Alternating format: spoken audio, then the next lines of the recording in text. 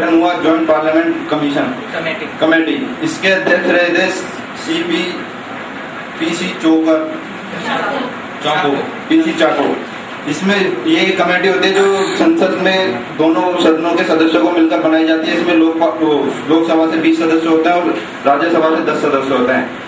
ये फरवरी 2011 में लोकसभा से इनकी कमेटी गठित हुई थी और मार्च 2011 में राज्यसभा से ये पार्टी गठित हुई थी। इसकी जांच करने के लिए 2008 में इसमें सीबीआई ने इस पर केस दायर किया था, जिसमें ए राजा के घर पर छापा मारकर बहुत महत्वपूर्ण उनके दस्तावेजों को हासिल किया। उसमें उनके पास से एक उनकी पर्सनल डायरी मिली, जिसमें बहुत बड़ी मात्रा मतलब उनके पूरा उस घोटाले का पूरा विस्तृत ब्यौरा दिया गया। Thank you. 12/1992 को जन्मे विपिन यादव।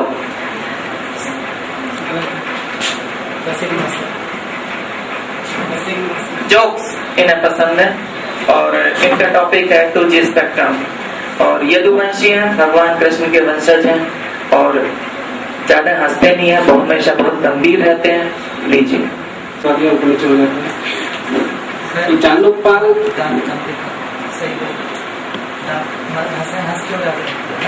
सुना गया, वो 1967 में सुना गया था। उसके बाद ये 1969 में लोकसभा में पारित हुआ। लोकसभा में पारित होने के बाद ये दबकर रह गया हमारा, इस फाइलों से ऊपर नहीं उठ पाया, लेकिन ये कानून नहीं बन पाया। उसके बाद में ये मुद्दा अब उठकर आया है, जिसे न्यायाधीश संतोष हेगड़े और वरिष्ठ अधिवक्ता जो है हमारे प्रशांत भूषण एंड हमारे माइक्रोसॉफ्ट पुरस्कार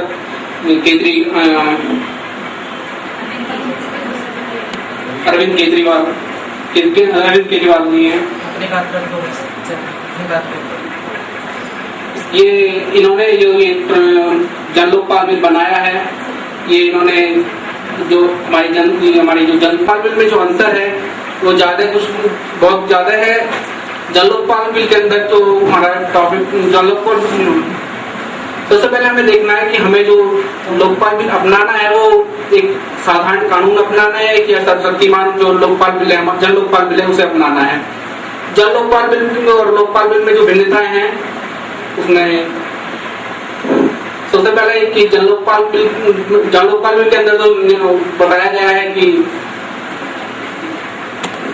जनलोकपाल बिल का जो गठन करेंगे वो हमारे जो जनलोकपाल बिल के अंदर जो उसका गठन करेंगे वो हमारे जो न्यायाधीश हैं, जो हमारी प्रशासनिक सेवाओं से जुड़े हुए हैं, जो भारत में जो नोबेल पुरस्कृत लोग हैं उन्हें गठन करने का अधिकार होगा। लेकिन जो सरकारी लोकपाल बिल है उसमें हमारे जो उपराष्ट्रपति हैं, प्रधानमंत्री हैं और जो हमारे लोकसभा के सदस्य हैं, राज्यसभा के सदस्य को अधिकार होगा। तो इससे लोकसभा में हमने देखा है कि हमारे ज्यादा ये जरूरी नहीं है कि सभी लोग पढ़े लिखे हों या उनमें कोई जो शिक्षा की जो गारंटी है, शिक्षा के लिए कोई ज्यादा वो नहीं है कि सभी लोग पढ़े हुए हों, तो उसमें अशिक्षित वर्ग भी आ सकते हैं, जिससे लोकपाल की जो नियुक्ति होगी वो काफी कमजोर व्यक्ति भी हो सकती है। दूसरा हमारा जो इसमें लोकपाल जो सरकारी लोकपाल है उसमें बताया गया है कि जो लोकपाल की नियुक्ति होगी वो सिर्फ संघ में होगी। लेकिन जन लोकपाल बिल के अंदर हमें बताया गया है कि जो लोकपाल जो संघ में तो हो गई, साथ में एक लोकायुक्त होगा जो प्रत्येक राज्य में होगा। उसके और इसमें बताया गया है कि जो व्यक्ति जिसमें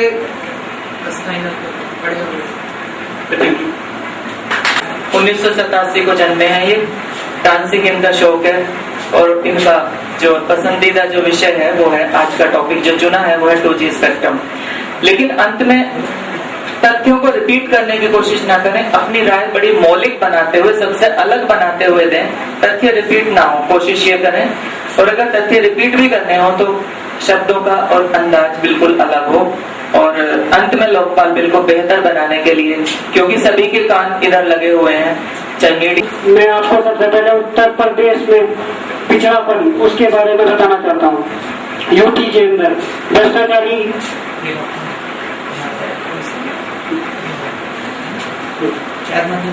यूपी में जो पिछड़ापन है वो सब हमारे अपने खुद के स्वयं के कारण है। यूपी में देखिए जैसे कि गांवों में है, चुनाव आयोग को लीजिएगा पहले कि जब चुनाव होता है तो ग्राम प्रधान है, ग्राम प्रधान की कोई क्वालिफिकेशन नहीं है, सीधा ऐसी हो जाता है कि मतलब बस किसी बढ़िया बोल रहे हैं, थोड़ा सा स्पेस करना, एक व्यक्ति को तेज बोल रहे हो, थोड़ा सा स्पेस करना।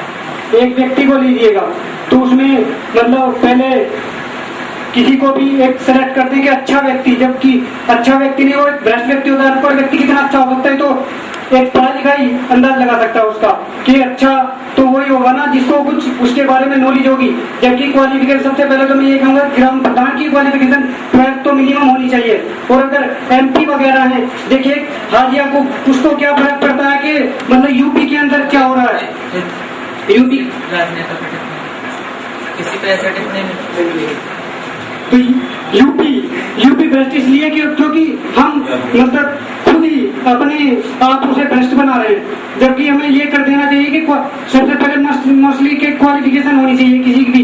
अगर MP वगैरह है तो उनके लिए MA या मिनिमम BA होना चाहिए कि जिससे कि प्रशिक्षित लोग ही आए। जैसे कि अभी हम में से काफी ग्रेजुएशन तो ज्यादातर है यहाँ जो SI वगैरह की सब तैयारी करने के लिए आए हैं, तो यही होना चाहिए कि क्वालिफिकेशन अच्छी हो तो काफी हमारा देश आगे जाएगा। और यूपी है तो यूपी में ज्यादा मतलब भ्रष्ट है सर। अगर अदर्स राज्यों की तुलना की जाए तो यूपी ही सबसे ज्यादा भ्रष्ट है, क्योंकि यूपी में करप्शन भी ज्यादा है और नॉलेज पार्ट भी कम है। जो कि सिटी मेरठ है, मेरठ सिटी सा भी नहीं लगता देखकर कि मेरठ अच्छे सिटी में है। जबकि गाजियाबाद का अगर देखें तो इकोनॉमिक रेट इतना बढ़िया है कि वर्ल्ड में भी उसका बिजनेस टॉप पर है, नोएडा से भी ज्यादा विकसित है अगर गाजियाबाद की बात की जाए तो। क्योंकि अदर्स कॉलेज वगैरह वहाँ के ही टॉप है। यहाँ पे कोई इंजीनियरिंग कॉलेज लीजिए तो उसका नंबर भी तो बढ़िया में नहीं आता है किसी भी लेवल पर जाकर।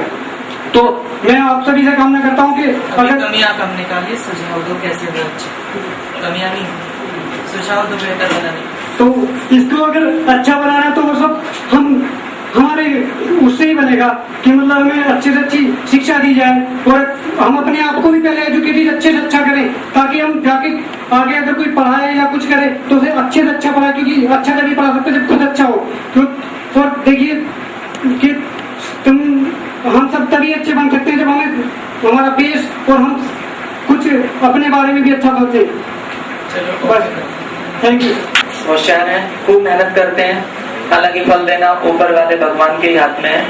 और अनुज चौधरी 12/3/1984 इनका जन्मदिन है और इनके पसंदीदा विषय हैं जो जिन पर बोलेंगे भारत में घोटाले, लोकपाल बिल। लेकिन मैं कहूँगा कि अपनी बात टू द पॉइंट कहें। मेरा जो मौका दिया है, मैं अभी सभी अपने साथियों को बताना चाहूंगा भारत में प्रमुख घोटाले जो अभी से मुख्य रूप से अनुज की भूमिका है। और एक बहुत लंबी यात्रा करके आने वाले यात्री हैं जो उनका नाम तो आप जानते ही होंगे। दक्षिण अफ्रीका में डरबन में भी घूम गए, सब जगह उन्होंने कई आंदोलनों का नेतृत्व किया। उनकी और इनकी नेतृत्व से, उन्हीं के ही सहयोग से प्रोग्राम हो रहा है। और इन्होंने बहुत सुबह से ही आके ना कि हर काम किया है इन लोगों ने यहाँ पे आके। तो मैं जिक्र करना चाहूंगा भारत में सबसे प्रमुख जो घोटाले हुए हैं। भारत का जो आजादी के बाद सबसे पहला घोटाला हुआ था वो था 1948 ईस्वी में। इसमें जो भारत के इंग्लैंड में हाई कमिश्नर थे वीके कृष्ण मेनन, उन्होंने इंग्लैंड की एक कंपनी से विश्वसनीयता के बेकार कुछ ये देखा कि इसकी विश्वसनीयता संदिग्ध है या नहीं है। उनसे जीप के भारत के जो सेना के लिए जीप का ऑर्डर दिया और उसमें से कुल 2000 जीपों में कुल 155 जीपें हमें प्राप्त हो सकी। और ये जो केस था हमारा 1955 तक चलता रहा। 1955 के बाद ये केस बंद कर दिया गया और मेनन को जो जवाहरलाल नेहरू थे उसके मंत्रिमंडल में मंत्री बना दिया गया। उसके बाद जो हमारा घोटाला हुआ 1958 ईस्वी में, ये था मुंद्रा केस। इसमें जो इस घोटाले को पर्दाफाश करने में जो प्रमुख स्थान था वो था फिरोज गांधी, जो हम सभी जानते हैं जो इंदिरा गांधी के पति थे। इस घोटाले को उजागर करने के इसमें जवाहरलाल नेहरू और फिरोज गांधी के बीच में रिश्तों में दरार आ गई थी।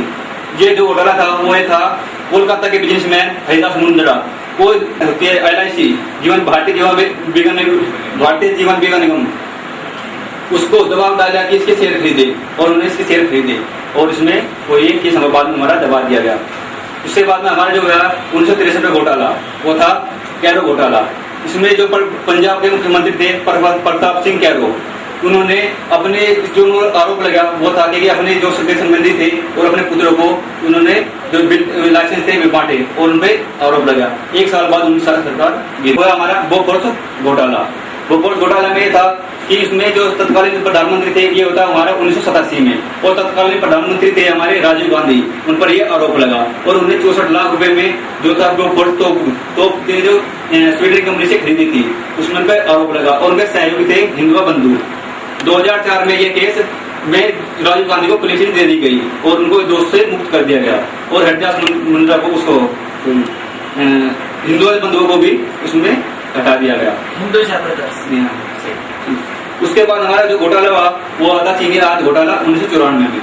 इसमें जो हमारे खाद्य मंत्री थे वे थे हमारे कल्पनाथ राय, उन पर यह आरोप लगा क्योंकि उन्होंने बाजार भाव से अधिक कीमत पर चीनी का आयात विदेश से किया था। इसमें भारत को 650 करोड़ रुपए का राजस्व का नुकसान हुआ था इसे, और बाद में इनसे मंत्री पद से उन्होंने इस्तीफा दे दिया था। इसके बाद जो हमारा घोटाला हुआ है वो आया था 1995 में झामुमो केस। इसमें झामुमो के जो नेता थे शैलेंद्र में 3 सांसद और उनको 30 लाख रुपए की रिश्वत दी थी, जो बाद 2000 में हाईकोर्ट ने पीवी नरसिम्हा राव को दोषी ठहराया था। परंतु जो पीवी नरसिम्हा राव ने 2002 में उच्च न्यायालय में अपील की जिसमें उनको और इसके शैलेंद्र महतो के बार बार बदलते हुए जो उसके बयान थे उनके आधार पर इनको एक केस कमजोर पड़ गया और पीवी नरसिम्हा राव को क्लीन चिट दे दी गई और ये दोष से मुक्त कर दिया गया। इसके बाद में सबसे जो मेन घोटाला है जिसे हम सभी जानते हैं चारा घोटाला, जो बिहार में हुआ था। इसमें कुशबू के नाम पर सरकारी दवाइयाँ और राशन में अनियमितता दिखाई गई और उनके जो आंकड़े थे वो कम दिखाए गए और उनसे सरकार से उसके लिए बिल के कोई पास कराते गए। इसमें जो 950 करोड़ का नुकसान भारत सरकार को होगा। उसके बाद में अभी गत वर्षों में जो हमारे घोटाले हुए हैं उनमें प्रमुख है आदर्श घोटाला। इसमें जो आदर्श घोटाले में जो मेन चीज थी वो कारगिल में शहीदों को सैनिकों के प्लाट के आवंटन किए गए थे, परंतु ये जो हमारे उसके मुंबई के कुलाबा शहर में किए गए थे, परंतु जो ये घोटाले थे इसमें किसी कारगिल शहीद को जो प्लॉट आवंटन नहीं हुए थे। इसमें सरकारी राजनेता और जो सैन्य अधिकारी जिनका कारगिल युद्ध से कोई लेना देना नहीं था उनको ये आवंटन किए गए थे। इसमें इस केस में जो उसके महाराष्ट्र के मुख्यमंत्री थे हमारे अशोक चौधरी, दूरसंचार मंत्री थे हमारे ए राजा, इन्होंने 1232 लाइसेंस ऐसी कंपनी को दे दिए जो बिल्कुल अनुभवहीन थी और इसमें इनको कम से कम भारत को 1.76 लाख करोड़ का घाटा हुआ। अब एक हमारा घोटाला भी जो अभी फिलहाल वर्ष में हुआ है वो था राष्ट्रमंडल घोटाला।